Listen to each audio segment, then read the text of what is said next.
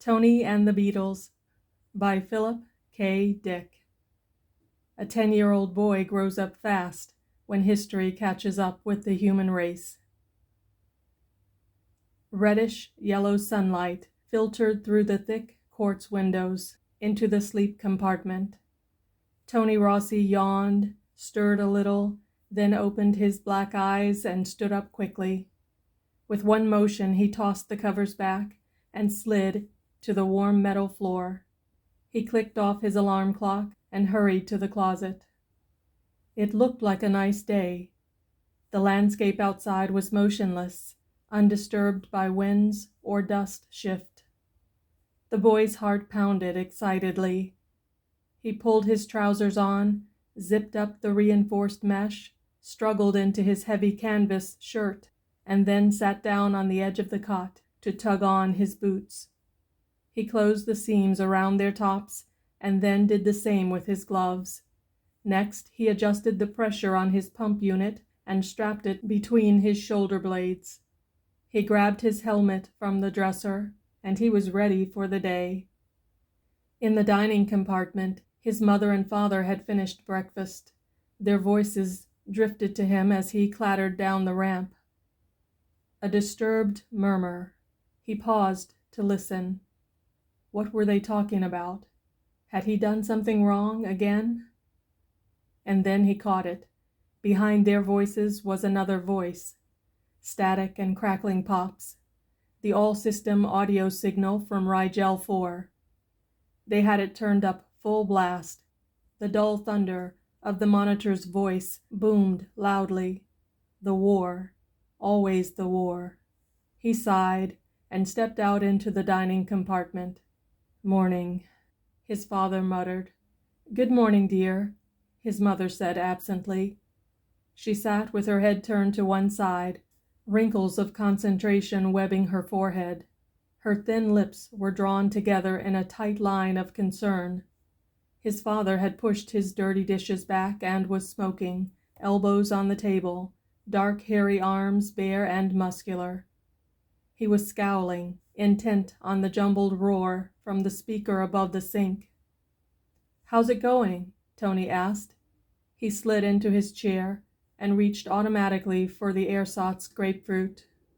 Any news from Orion? Neither of them answered. They didn't hear him. He began to eat his grapefruit. Outside, beyond the little metal and plastic housing unit, sounds of activity grew. Shouts and muffled crashes as rural merchants and their trucks rumbled along the highway toward Karnet. The reddish daylight swelled. Beetlejuice was rising quietly and majestically. Nice day, Tony said. No flux wind. I think I'll go down to the N quarter a while. We're building a neat spaceport, a model of course, but we've been able to get enough materials to lay out strips for. With a savage snarl, his father reached out and struck. The audio roar immediately died. I knew it! He got up and moved angrily away from the table. I told them it would happen. They shouldn't have moved so soon. Should have built up Class A supply bases first. Isn't our main fleet moving in from Bellatrix? Tony's mother fluttered anxiously. According to last night's summary, the worst that can happen is Orion 9 and 10 will be dumped. Joseph Rossi laughed harshly. The hell with last night's summary. They know as well as I do what's happening. What's happening? Tony echoed, as he pushed aside his grapefruit and began to ladle out dry cereal. Are we losing the battle? Yes, his father's lips twisted.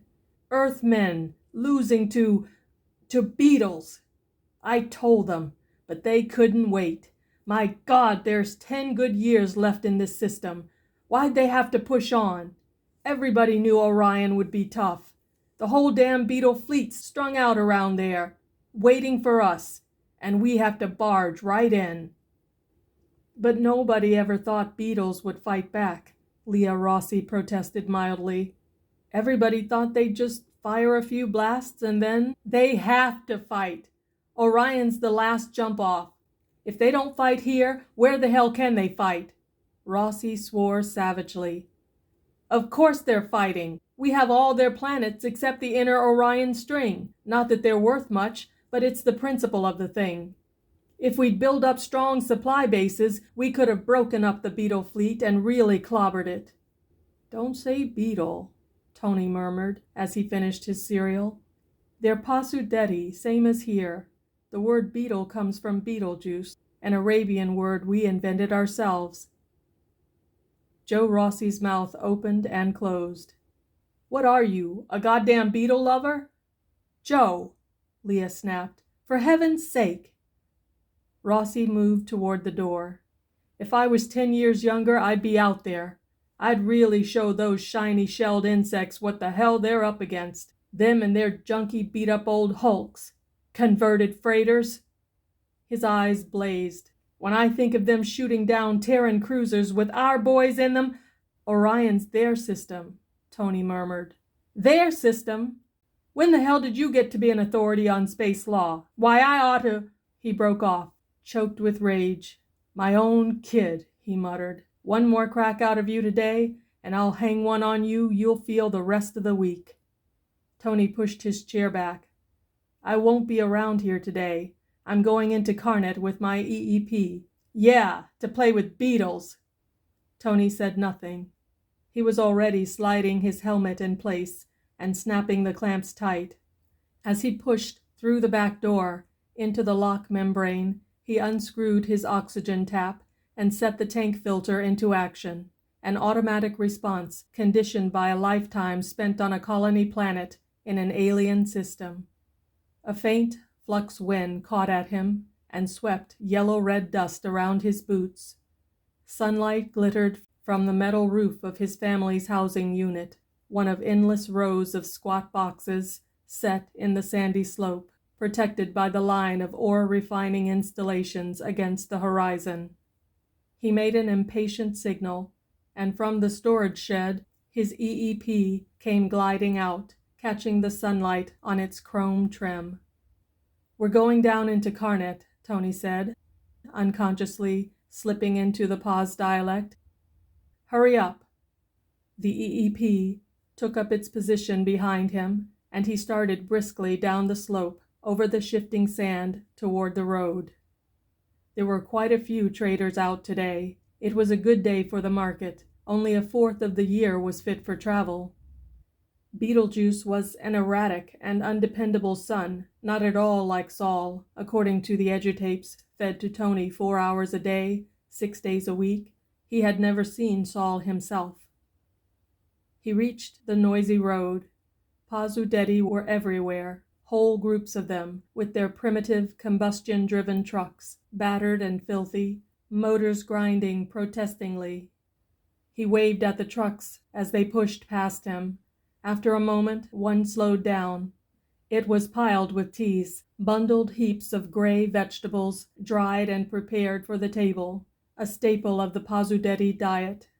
Behind the wheel lounged a dark-faced elderly Pas, one arm over the open window, a rolled leaf between his lips. He was like all other Pas-udeti, lank and hard-shelled, encased in a brittle sheath in which he lived and died. You want to ride? The Pas murmured. Required protocol when an Earthman on foot was encountered. Is there room for my EEP? The Pas made a careless motion with his claw. It can run behind. Sardonic amusement touched his ugly old face. If it gets to Karnet, we'll sell it for scrap.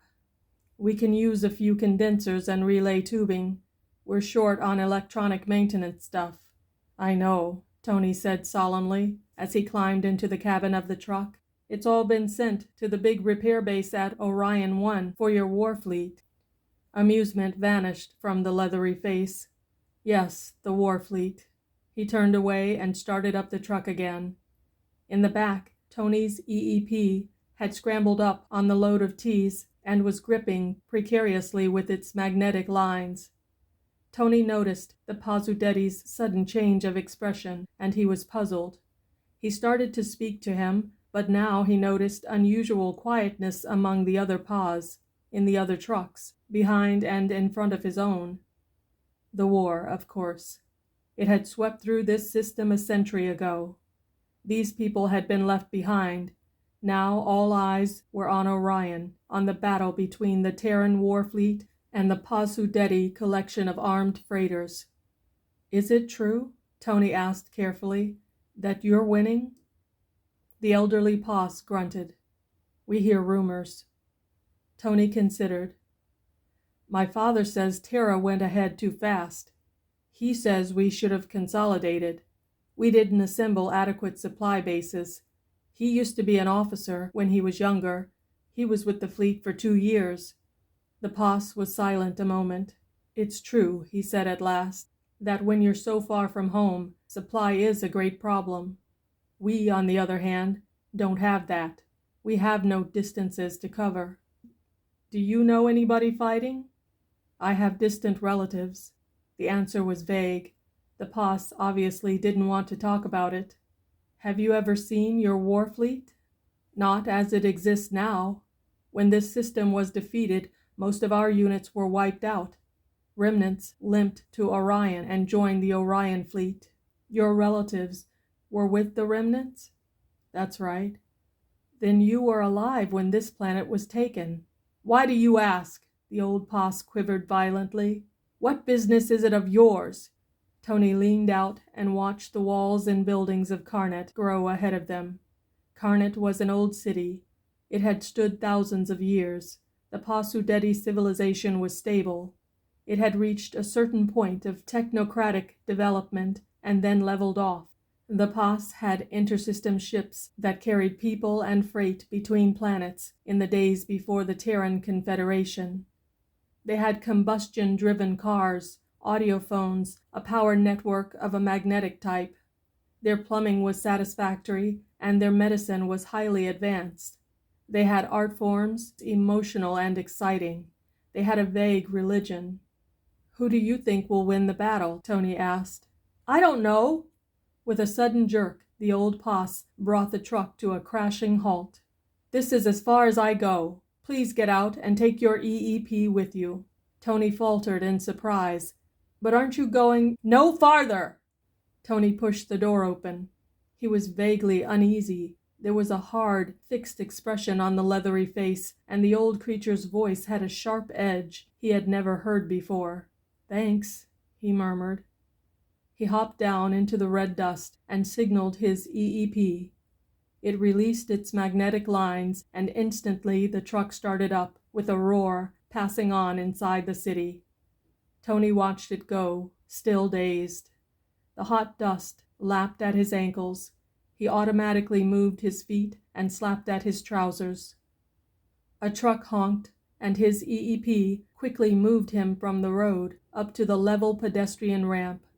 Pas-udeti in swarms moved by. Endless lines of rural people hurrying into Karnet on their daily business. A massive public bus had stopped by the gate and was letting off passengers. Male and female Pas and children. They laughed and shouted. The sounds of their voices blended with the low hum of the city. "Going in?" A sharp Pas-udeti voice sounded close behind him. "Keep moving, you're blocking the ramp." It was a young female with a heavy armload clutched in her claws. Tony felt embarrassed. Female Pas had a certain telepathic ability, part of their sexual makeup.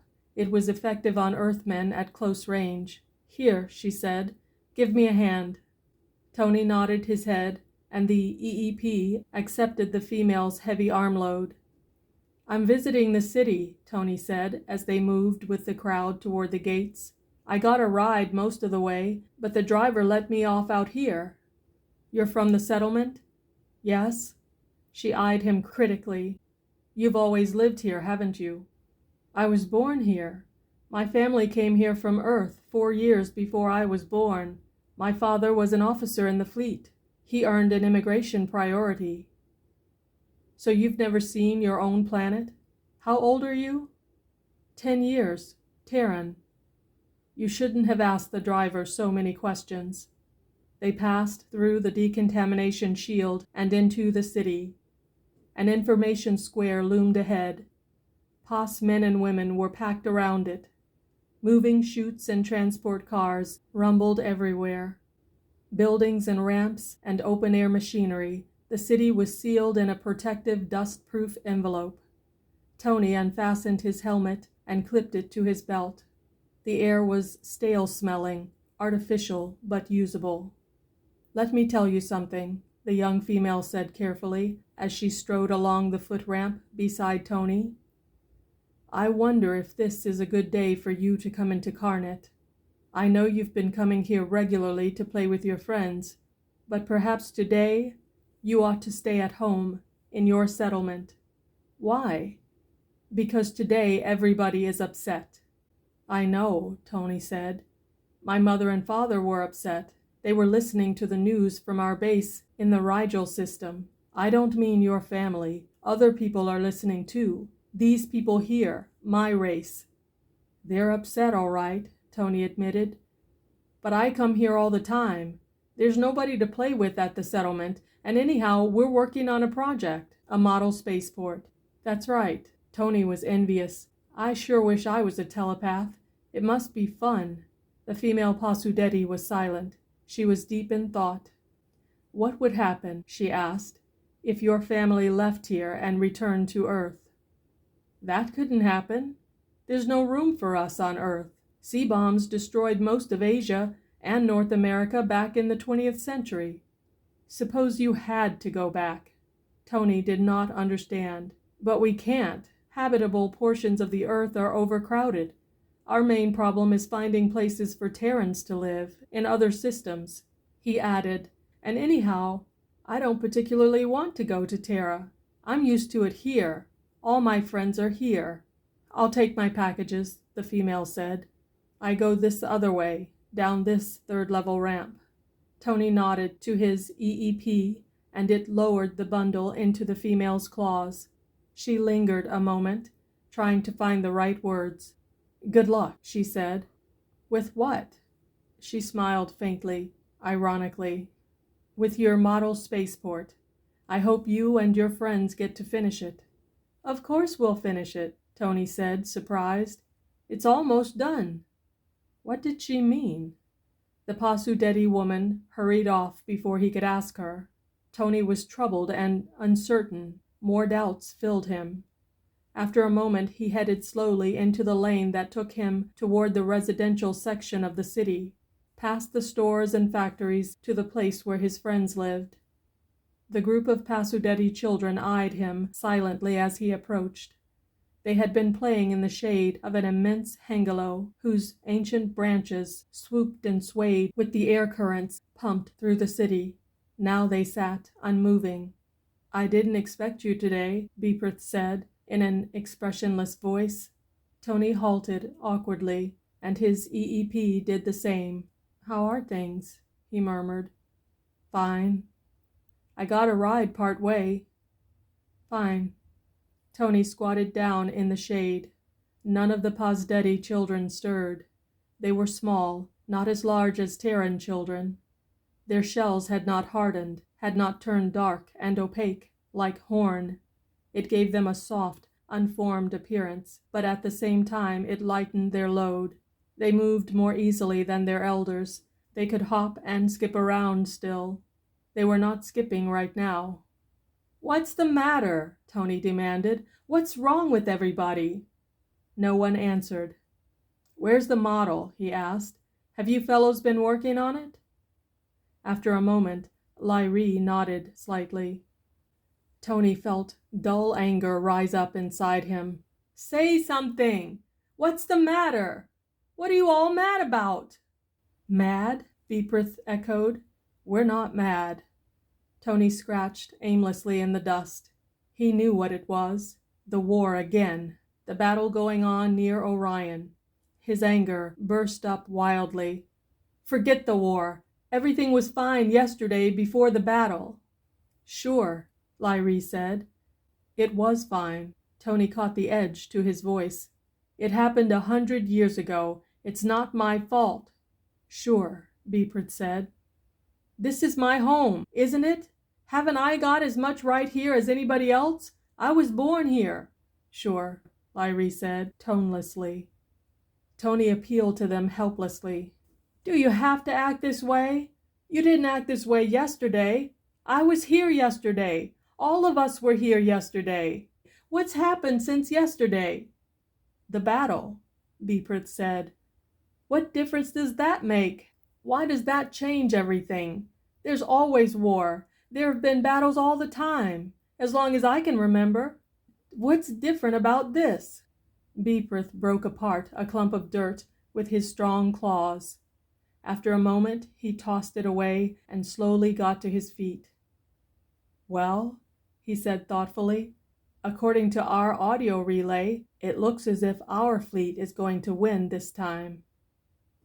"Yes," Tony agreed, not understanding. "My father says we didn't build up adequate supply bases. We'll probably have to fall back to," and then the impact hit him. "You mean, for the first time in 100 years?" "Yes," Lyrie said, also getting up. The others got up too. They moved away from Tony toward the nearby house. "We're winning. The Terran flank was turned half an hour ago. Your right wing has folded completely." Tony was stunned. "And it matters. It matters to all of you." "Matters?" Beeprith halted, suddenly blazing out in fury. "Sure it matters! For the first time in a century! The first time in our lives we're beating you. We have you on the run. You!" He choked out the word, almost spat it out. "You white grubs!" They disappeared into the house. Tony sat gazing stupidly at the ground, his hands still moving aimlessly. He had heard the word before, seen it scrawled on walls and in the dust near the settlement. White grubs, the Pas term of derision for Terrans, because of their softness, their whiteness, lack of hard shells, pulpy, doughy skin. But they had never dared say it out loud to an Earthman's face. Beside him, his EEP stirred restlessly. Its intricate radio mechanism sensed the hostile atmosphere. Automatic relays were sliding into place. Circuits were opening and closing. "It's all right," Tony murmured, getting slowly up. "Maybe we'd better go back." He moved unsteadily toward the ramp, completely shaken. The EEP walked calmly ahead, its metal face blank and confident, feeling nothing, saying nothing. Tony's thoughts were a wild turmoil. He shook his head, but the crazy spinning kept up. He couldn't make his mind slow down, lock in place. "Wait a minute," a voice said.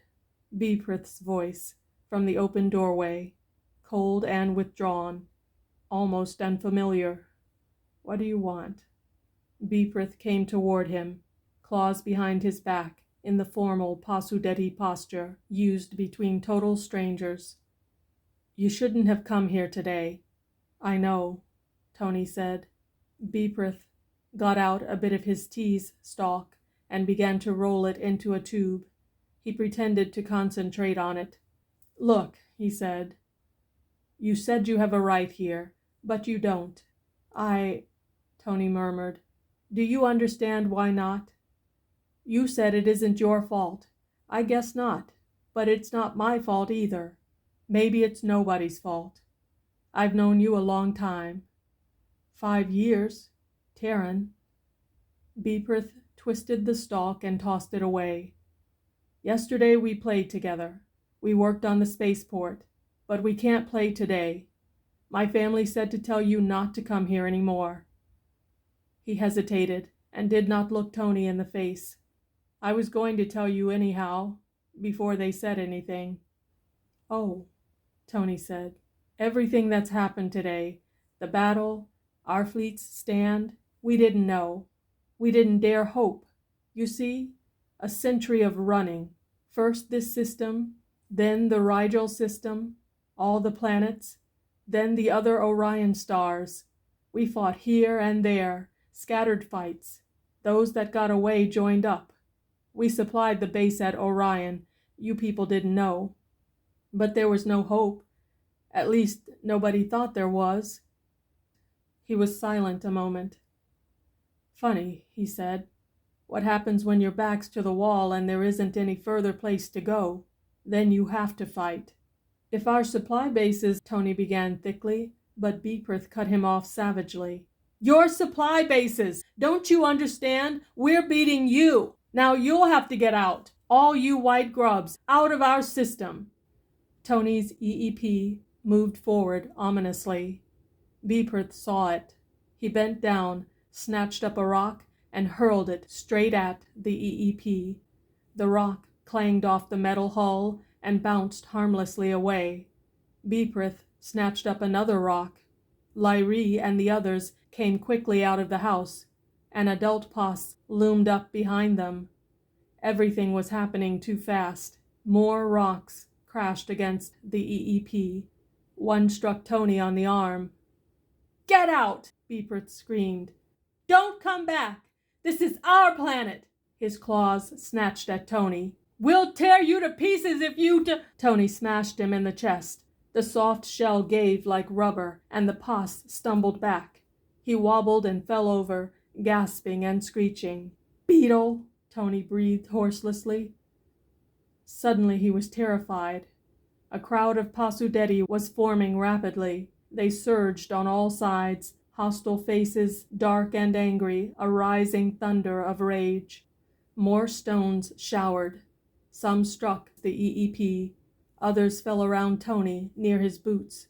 One whizzed past his face. Quickly he slid his helmet in place. He was scared. He knew his EEP's E-signal had already gone out, but it would be minutes before a ship would come. Besides, there were other Earthmen in the city to be taken care of. There were Earthmen all over the planet, in all the cities, on all the 23 Betelgeuse planets, on the 14 Rigel planets, on the other Orion planets. "We have got to get out of here," he muttered to the EEP. "Do something!" A stone hit him on the helmet. The plastic cracked. Air leaked out, and then the auto seal filmed over. More stones were falling. The Pas swarmed close, a yelling, seething mass of black, sheathed creatures. He could smell them, the acrid body odor of insects, hear their claws snap, feel their weight. The EEP threw its heat beam on. The beam shifted in a wide band toward the crowd of Pas-udeti. Crude hand weapons appeared. A clatter of bullets burst around Tony. They were firing at the EEP. He was dimly aware of the metal body beside him. A shuddering crash. The EEP was toppled over. The crowd poured over it. The metal hull was lost from sight. Like a demented animal, the crowd tore at the struggling EEP. A few of them smashed in its head. Others tore off struts and shiny arm sections. The EEP ceased struggling. The crowd moved away, panting and clutching jagged remains. They saw Tony. As the first line of them reached for him, the protective envelope high above them shattered. A Terran scout ship thundered down, heat beams screaming. The crowd scattered in confusion, some firing, some throwing stones, others leaping for safety. Tony picked himself up and made his way unsteadily toward the spot where the scout was landing. "I'm sorry," Joe Rossi said gently. He touched his son on the shoulder. "I shouldn't have let you go down there today. I should have known." Tony sat hunched over in the big plastic easy chair. He rocked back and forth, face pale with shock. The scout ship, which had rescued him, had immediately headed back toward Karnet. There were other Earthmen to bring out, besides this first load. The boy said nothing. His mind was blank. He still heard the roar of the crowd, felt its hate. A century of pent-up fury and resentment. The memory drove out everything else. It was all around him, even now, and the sight of the floundering EEP, the metallic ripping sound as its arms and legs were torn off and carried away. His mother dabbed at his cuts and scratches with antiseptic. Joe Rossi shakily lit a cigarette and said, "If your EEP hadn't been along, they'd have killed you." Beetles. He shuddered. I never should have let you go down there. All this time. They might have done it any time, any day. Knifed you, cut you open with their filthy goddamn claws. Below the settlement, the reddish-yellow sunlight glinted on gun barrels. Already, dull booms echoed against the crumbling hills. The defense ring was going into action. Black shapes darted and scurried up the side of the slope. Black patches moved out from Karnet toward the Terran settlement across the dividing line the Confederation surveyors had set up a century ago. Karnet was a bubbling pot of activity. The whole city rumbled with feverish excitement. Tony raised his head. They turned our flank. Yeah. Joe Rossi stubbed out his cigarette. They sure did. That was at 1 o'clock. At 2, they drove a wedge right through the center of our line, split the fleet in half, broke it up, sent it running, picked us off one by one as we fell back. Christ, they're like maniacs, now that they've got the scent, the taste of our blood. But it's getting better, Leah fluttered. Our main fleet units are beginning to appear. We'll get them, Joe muttered. It'll take a while, but by God, we'll wipe them out, every last one of them. If it takes 1,000 years, we'll follow every last ship down. We'll get them all. His voice rose in frenzy. Beetles! Goddamn insects! When I think of them trying to hurt my kid with their filthy black claws. If you were younger, you'd be in the line, Leah said. It's not your fault you're too old. The heartstrain's too great. You did your job. They can't let an older person take chances. It's not your fault. Joe clenched his fists. I feel so futile. If there was only something I could do. The fleet will take care of them, Leah said soothingly. You said so yourself. They'll hunt every one of them down, destroy them all. There's nothing to worry about. Joe sagged miserably. It's no use. Let's cut it out. Let's stop kidding ourselves. What do you mean? Face it! We're not going to win. Not this time. We went too far. Our time's come. There was silence. Tony sat up a little. When did you know? I've known a long time. I found out today. I didn't understand at first. This is stolen ground. I was born here, but it's stolen ground. Yes, it's stolen. It doesn't belong to us.